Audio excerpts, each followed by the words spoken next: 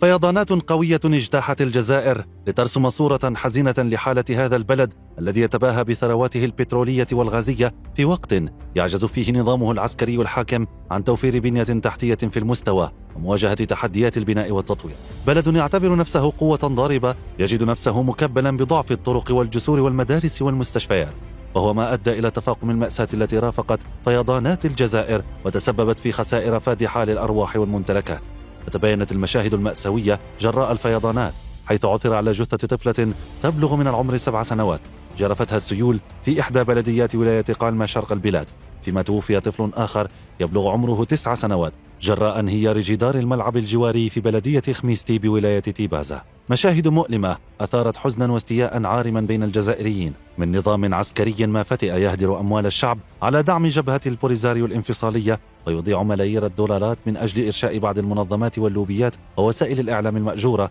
لاستهداف مصالح جاره المغرب، عوض توجيه كل هذه الثروات صوب تنمية البلاد وتحسين ظروف عيش الجزائريين الذين يعانون الفقر والحاجة وغياب أبسط ضروريات الحياة. الداخلية الجزائرية بدورها أكدت أن العديد من المنازل والبنايات والمرافق العامة بما في ذلك المدارس تضررت بسبب تراكم المياه وارتفاع منسوبها، حالة مزرية وصورة قاتمة تعكس ضعف البنية التحتية في هذا البلد البترولي الغني وعدم استعداد نظامه العسكري لمواجهة الكوارث الطبيعية، في مقابل استعداده وتأهبه المستمر لحروب مزعومة من خلال اقتناء أطنان خردة من الأسلحة الروسية المتهالكة نظير ملايير الدولارات. وفي قلب الفيضانات القاتلة التي هزت الجزائر تكمن أسرار مرة تفضح فساد النظام الحاكم وتلقي الضوء على أحد الأسباب المؤدية إلى هذه الكارثة البيئية والإنسانية. إنه ليس مجرد ضعف البنية التحتية وعجز النظام العسكري عن توفير بنية تحتية قوية، بل هو أيضا فساد مستشر يهدد استقرار البلاد ويهدد حياة المواطنين،